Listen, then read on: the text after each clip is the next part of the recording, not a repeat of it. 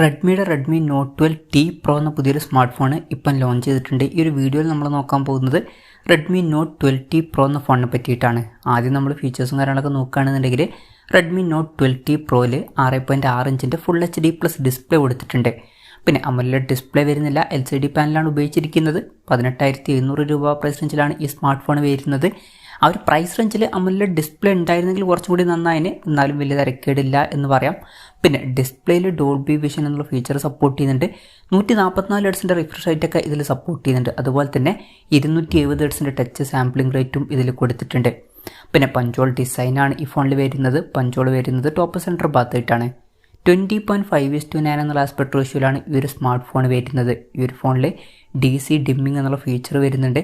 ഫോണിൻ്റെ ഫ്രണ്ടിൽ ഗൊറില്ല ഗ്ലാസിൻ്റെ പ്രൊട്ടക്ഷനൊക്കെ കൊടുത്തിട്ടുണ്ട്. ബ്രൈറ്റ്നസ് വരുന്നത് 650 നിറ്റ്സ് ആണ്. അപ്പോൾ ഡിസ്പ്ലേ ഫീച്ചേഴ്സ് നമ്മൾ മൊത്തത്തിൽ നോക്കുകയാണെന്നുണ്ടെങ്കിൽ AMOLED ഡിസ്പ്ലേ വരുന്നില്ല, പക്ഷേ ബാക്കി ഡിസ്പ്ലേ ഫീച്ചേഴ്സൊക്കെ അത്യാവശ്യം നല്ല ഡിസ്പ്ലേ ഫീച്ചേഴ്സ് തന്നെയാണ്. അപ്പോൾ AMOLED ഡിസ്പ്ലേ വന്നിട്ടില്ലെങ്കിലും അത്യാവശ്യം തിരക്കേടില്ലാത്ത ബാക്കി ഡിസ്പ്ലേ ഫീച്ചേഴ്സ് ഇതിൽ കൊടുത്തിട്ടുണ്ട്. പിന്നെ സൈഡ് മൗണ്ടഡ് ഫിംഗർ പ്രിൻറ്റ് സെൻസറാണ് ഈ ഫോണിൽ കൊടുത്തിരിക്കുന്നത്. ഈ ഫോണിൻ്റെ വൈറ്റ്, ബ്ലൂ, ഗ്രേ എന്നീ കളർ വേരിയൻസ് ആണ് ഇപ്പം ലോഞ്ച് ചെയ്തിരിക്കുന്നത്. ഇനി പ്രോസസ്സറിൻ്റെ കാര്യത്തിലോട്ട് വരികയാണെന്നുണ്ടെങ്കിൽ mediatek dimensity 8200 അൾട്ര എന്ന പ്രോസസ്സറാണ് ഈ ഫോണിൽ വരുന്നത്. ഇത് mediatek dimensity 8200 എന്ന പ്രോസസ്സറിൻ്റെ ഒരു ഓവർക്ലോക്ക് ചെയ്തിട്ടുള്ള വെർഷനാണ്. അപ്പം മികച്ച പെർഫോമൻസും കാര്യങ്ങളൊക്കെ ഇതിൽ വരുന്നതായിരിക്കും. 18,700 രൂപ പ്രൈസ് റേഞ്ചിൽ ഇത് ബെസ്റ്റ് ആയിട്ടുള്ള പ്രോസസ്സറാണ് എന്ന് തന്നെ പറയേണ്ടി വരും. അപ്പം ഈ ഒരു പ്രൈസ് റേഞ്ചിൽ വളരെ മികച്ചൊരു പ്രോസസ്സർ ഈ ഫോണിൽ കൊടുത്തിട്ടുണ്ട്. പിന്നെ ഇതിൽ 5G സപ്പോർട്ടും കാര്യങ്ങളൊക്കെ വരുന്നുണ്ട്. ഈ ഫോണിൻ്റെ ബേസ് വേരിയൻറ്റിൽ 8GB റാമും 128GB ഇൻറ്റേർണലുമാണ് വരുന്നത്.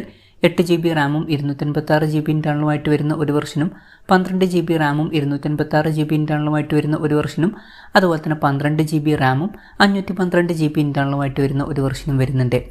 LPDDR5 റാമും UFS 3.1 സ്റ്റോറേജ് ടൈപ്പൊക്കെ ഇതിൽ കൊടുത്തിട്ടുണ്ട്. പിന്നെ ഫോൺ വെട്ട നീറ്റാതിരിക്കാൻ വേണ്ടിയിട്ട് VC ലിക്വിഡ് കൂളിംഗ് എന്നുള്ള ഫീച്ചർ ഇതിൽ വരുന്നുണ്ട്. പിന്നെ NFC എന്നുള്ള ഫീച്ചർ സപ്പോർട്ട് ചെയ്യുന്നുണ്ട്. IR ബ്ലാസ്റ്റർ ഈ ഫോണിൽ കൊടുത്തിട്ടുണ്ട്. അപ്പം ഈ ഫോൺ റിമോട്ടൊക്കെ ആയിട്ട് യൂസ് ചെയ്യാവുന്നതാണ്.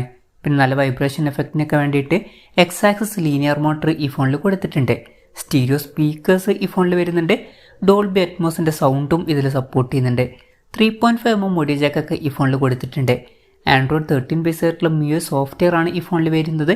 ഇനി ക്യാമറയുടെ കാര്യം പറയുകയാണെന്നുണ്ടെങ്കിൽ ഫോണിൻ്റെ പിന്നിൽ ട്രിപ്പിൾ ക്യാമറ സെറ്റപ്പ് കൊടുത്തിട്ടുണ്ട്. 64 മെഗാപിക്സൽ മെയിൻ ക്യാമറ സെൻസറാണ് ഈ ഫോണിൽ വരുന്നത്. ഇത് ഒംനി വിഷൻ്റെ സെൻസറാണ്. പിന്നെ 8 മെഗാപിക്സൽ അൾട്രാ വൈഡ് ആംഗിൾ ലെൻസും ഇതിൽ വരുന്നുണ്ട്. ഇതിൻ്റെ ഫീൽഡ് ഓഫ് വ്യൂ വരുന്നത് 120 ഡിഗ്രിയാണ്. മൂന്നാമത് 2 മെഗാപിക്സൽ ഒരു മാക്രോ ലെൻസും കൊടുത്തിട്ടുണ്ട്. ഫ്രണ്ടിൽ 16 മെഗാപിക്സൽ സെൽഫി ക്യാമറയാണ് വരുന്നത്. അപ്പം ഈ ഒരു പ്രൈസ് റേഞ്ചിൽ തിരക്കേടില്ലാത്ത ഓൺ പേപ്പർ ക്യാമറ സ്പെസിഫിക്കേഷൻ ഇതിൽ കൊടുത്തിട്ടുണ്ട്. പിന്നെ 5080 ബാറ്ററി കൊടുത്തിട്ടുണ്ട്. 60 വാട്ടിൻ്റെ ഫാസ്റ്റ് ചാർജ് സപ്പോർട്ട് ചെയ്യുന്നുണ്ട്. അത് നല്ലൊരു ചാർജിങ് സ്പീഡാണ്. ടൈപ്പ് സി ചാർജിങ് പോർട്ടും ഇതിൽ കൊടുത്തിട്ടുണ്ട്. അപ്പം അത്യാവശ്യം നല്ലൊരു ബാറ്ററി സെറ്റപ്പും ഈ ഫോണിൽ വരുന്നുണ്ട്. അപ്പം ഇതൊക്കെയാണ് മൊത്തത്തിൽ ഫീച്ചേഴ്സിനെ പറ്റി പറയാനുള്ള കാര്യങ്ങൾ. പിന്നെ ഈ ഒരു സ്മാർട്ട് ഫോൺ ഇപ്പം ഇന്ത്യൻ മാർക്കറ്റിൽ ലോഞ്ച് ചെയ്തിട്ടില്ല. ഇപ്പോൾ ചൈനീസ് മാർക്കറ്റിലാണ് ഈ ഫോൺ ലോഞ്ച് ചെയ്തിരിക്കുന്നത്. ചൈനീസ് മാർക്കറ്റിൽ ഈ ഫോൺ ലോഞ്ച് ചെയ്തിരിക്കുന്നത് 1599 യുവാൻ എന്ന പ്രൈസിങ്ങിലാണ്. അതായത് 18,700 രൂപ പ്രൈസ് റേഞ്ചിൽ. ആ ഒരു പ്രൈസ് റേഞ്ചിൽ ഈ പറഞ്ഞിട്ടുള്ള ഫീച്ചേഴ്സ് എങ്ങനെ ഉണ്ടെന്ന് വെച്ചാൽ AMOLED ഡിസ്പ്ലേ ഇല്ല എന്നുണ്ടെങ്കിലും ബാക്കി ഫീച്ചേഴ്സൊക്കെ നല്ല ഫീച്ചേഴ്സ് തന്നെയാണ്. ഈ ഒരു പ്രൈസ് റേഞ്ചിന് പറ്റിയിട്ടുള്ള ബെസ്റ്റ് ആയിട്ടുള്ള ഒരു പ്രോസസ്സർ കൊടുത്തിട്ടുണ്ട്. നല്ലൊരു ബാറ്ററി സെറ്റപ്പ് വരുന്നുണ്ട്. പിന്നെ ഓൺ പേപ്പർ അത്യാവശ്യം തിരക്കേടില്ലാത്ത ക്യാമറ സ്പെസിഫിക്കേഷൻ വരുന്നുണ്ട്.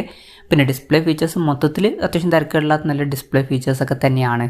ഇനി ഈ ഒരു ഫോൺ ഇന്ത്യയിൽ ലോഞ്ച് ചെയ്യുമോ എന്ന് വെച്ചാൽ ഇന്ത്യയിൽ ഈ ഫോൺ ലോഞ്ച് ചെയ്യുന്നതായിരിക്കും. പക്ഷേ മിക്കവാറും റെഡ്മി നോട്ട് 12T Pro എന്ന പേരിലായിരിക്കില്ല ഈ ഫോൺ ഇന്ത്യൻ മാർക്കറ്റിലോട്ട് എത്തുക. ഇന്ത്യൻ മാർക്കറ്റിൽ ഈ ഫോൺ റെഡ്മി K60i എന്ന പേരിലായിരിക്കും ലോഞ്ച് ചെയ്യുക എന്നാണ് ഇപ്പോഴുള്ള റിപ്പോർട്ടുകൾ പറയുന്നത്.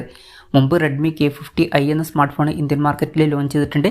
അതിൻ്റെ ഒരു സക്സസർ ആയിട്ടായിരിക്കും ഈ ഒരു സ്മാർട്ട് ഫോൺ ഇന്ത്യൻ മാർക്കറ്റിൽ ലോഞ്ച് ചെയ്യുക. പിന്നെ റെഡ്മി K50i എന്ന ഫോണിലും ഇതുപോലൊക്കെ തന്നെയായിരുന്നു. വളരെ മികച്ചൊരു പ്രോസസ്സറും കാര്യങ്ങളൊക്കെ ഉണ്ടായിരുന്നു. പക്ഷേ AMOLED ഡിസ്പ്ലേ കൊടുത്തിട്ടില്ലായിരുന്നു. ഈ ഒരു ഫോണിലും അതുപോലെ തന്നെയായിരിക്കും കാര്യങ്ങൾ. പിന്നെ ഇന്ത്യയിൽ ഈ ഫോൺ ലോഞ്ച് ചെയ്യുമ്പോൾ വില കുറച്ചും കൂടി കൂടാൻ ചാൻസ് ഉണ്ട്. നമ്മൾ എക്സ്പെക്ട് ചെയ്യുന്നത് ഈ ഫോൺ ഇന്ത്യൻ മാർക്കറ്റിൽ ഒരു 22,000-23,000 രൂപ പ്രൈസ് റേഞ്ചിലൊക്കെ ആയിട്ട് ലോഞ്ച് ചെയ്തേക്കാം എന്നാണ്. മാക്സിമം ഒരു 25,000 രൂപ പ്രൈസ് റേഞ്ചിൽ വരെ എത്തിയേക്കാം. എന്തായാലും കൺഫർമേഷൻസ് ഒന്നുമില്ല, ജസ്റ്റ് നമ്മുടെ എക്സ്പെക്ടേഷൻ പറഞ്ഞു എന്നേ ഉള്ളൂ. എന്തായാലും റെഡ്മി നോട്ട് 12T Pro എന്ന പുതിയൊരു സ്മാർട്ട് ഫോൺ ഇപ്പോൾ ലോഞ്ച് ചെയ്തിട്ടുണ്ട്. ഈ ഒരു പ്രൈസിങ്ങിൽ ഇത് അത്യാവശ്യം നല്ല ഫീച്ചേഴ്സുമായിട്ട് വരുന്ന ഒരു ഫോണായിട്ടാണ് എനിക്ക് തോന്നിയിട്ടുള്ളത്. എന്തായാലും ഈ ഒരു ഫോണിനെ പറ്റിയിട്ടുള്ള നിങ്ങളുടെ അഭിപ്രായം ജസ്റ്റ് ഒന്ന് കമൻറ്റ് ചെയ്യുക. അതുപോലെ തന്നെ ഈ ഒരു സ്മാർട്ട് ഫോൺ ഇന്ത്യൻ മാർക്കറ്റിൽ ലോഞ്ച് ചെയ്യുമ്പോൾ നിങ്ങൾ ഏത് പ്രൈസിങ്ങിലാണ് എക്സ്പെക്റ്റ് ചെയ്യുന്നത് എന്നുള്ള കാര്യം കൂടി ജസ്റ്റ് ഒന്ന് കമൻറ്റ് ചെയ്യുക.